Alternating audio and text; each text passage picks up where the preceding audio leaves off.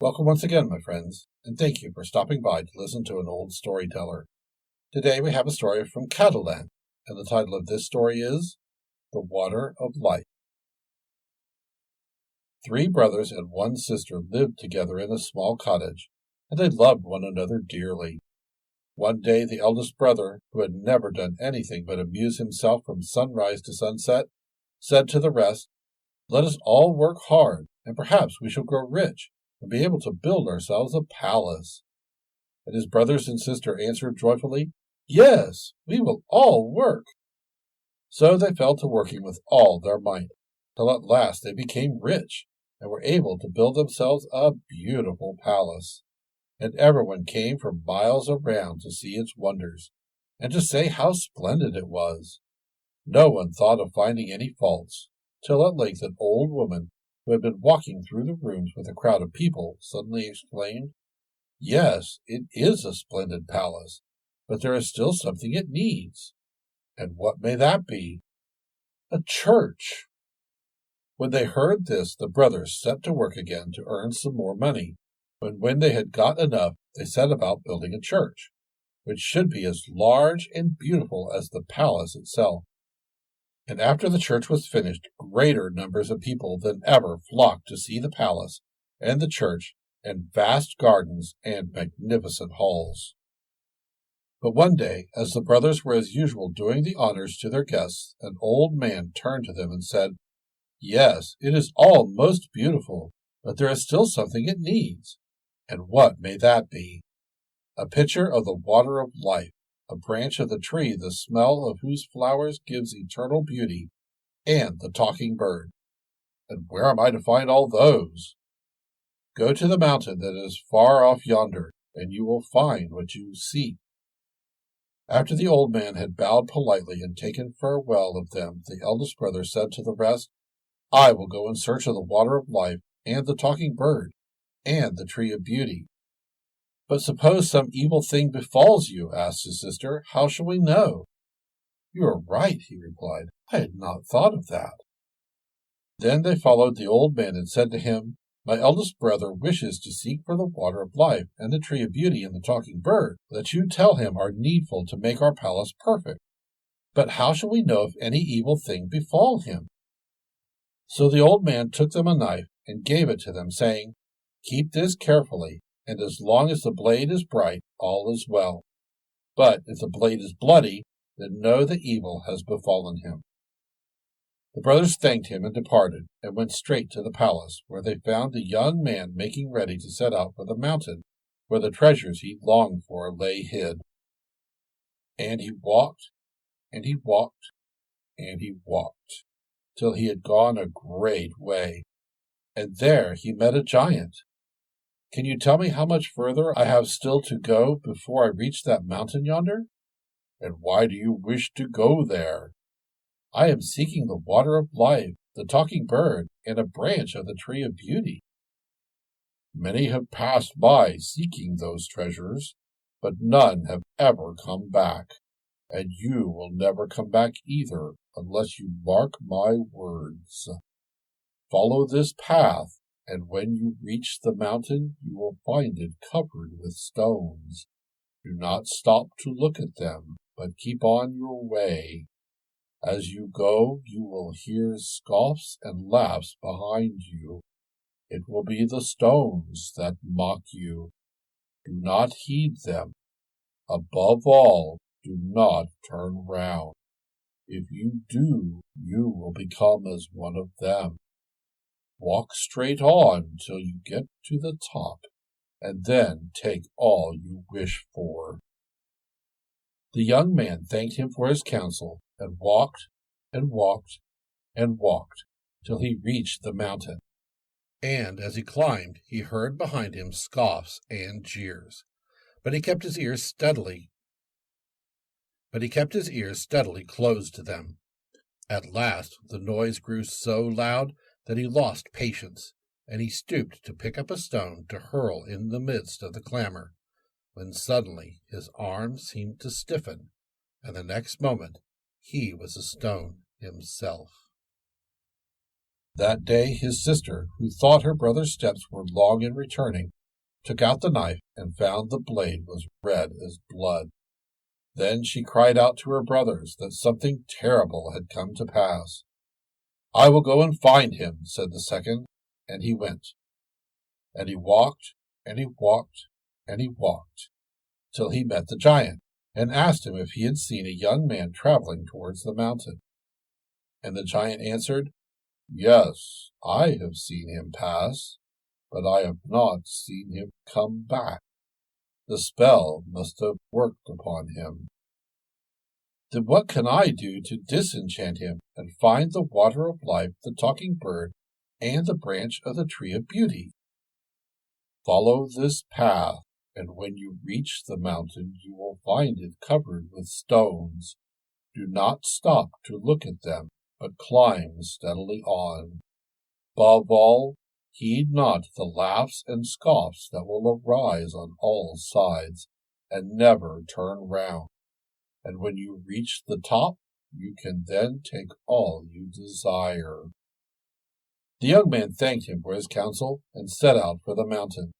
But no sooner did he reach it than loud jests and jibes broke out on every side, and almost deafened him. For some time he let them rail, and pushed boldly on till he had passed the place which his brother had gained. Then suddenly he thought that among the scoffing sounds he heard his brother's voice. He stopped and looked back, and another stone was added to the number. Meanwhile the sister, left at home, was counting the days when her two brothers should return to her. The time seemed long, and it would be hard to say how often she took out the knife and looked at its polished blade to make sure that this one at least was still safe. The blade was always bright and clear. Each time she looked she had the happiness of knowing that all was well, till one evening, tired and anxious, as she frequently was at the end of the day, she took it from its drawer, and behold, the blade was red with blood. Her cry of horror brought her youngest brother to her, and, unable to speak, she held out the knife. "I will go," he said. So he walked, and he walked, and he walked, until he met the giant, and he asked, "Have two young men, making for yonder mountain, passed this way?" And the giant answered, "Yes, they have passed by, but they never came back, and by this I know that the spell has fallen upon them." "Then what must I do to free them, and to get the water of life, and the talking bird, and the branch of the tree of beauty?" "Go to the mountain, which you will find so thickly covered with stones that you will hardly be able to place your feet, and walk straight forward, turning neither to the right hand nor to the left, and paying no heed to the laughs and scoffs which will follow you, till you reach the top, and then you may take all that you desire." The young man thanked the giant for his counsel, and set forth to the mountain. And when he began to climb, there burst forth all around him a storm of scoffs and jeers. But he thought of the giant's words, and looked neither to the right hand nor to the left, till the mountain top lay straight before him. A moment now, and he would have gained it, and when, through the groans and yells, he heard his brothers' voices, he turned, and there was one stone the more. And all this while his sister was pacing up and down the palace, hardly letting the knife out of her hand, and dreading what she knew she would see. And what she did see. The blade grew red before her eyes, and she said, "Now it is my turn." So she walked, and she walked, and she walked, till she came to the giant, and prayed him to tell her if he had seen 3 young men pass that way, seeking the distant mountain. "I have seen them pass, but they have never returned, and by this I know that the spell has fallen upon them." "And what must I do to set them free, and to find the water of life, and the talking bird, and a branch of the tree of beauty?"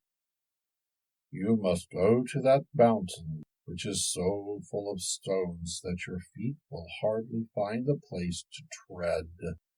And as you climb, you will hear a noise as if all the stones in the world were mocking you. But pay no heed to anything you may hear, and once you gain the top, you have gained everything." The girl thanked him for his counsel and set out for the mountain, and scarcely had she gone a few steps upwards when cries and screams broke forth around her, and she felt as if each stone she trod on was a living thing. But she remembered the words of the giant, and knew not what had befallen her brothers, and kept her face steadily towards the mountain top, which grew nearer and nearer every moment.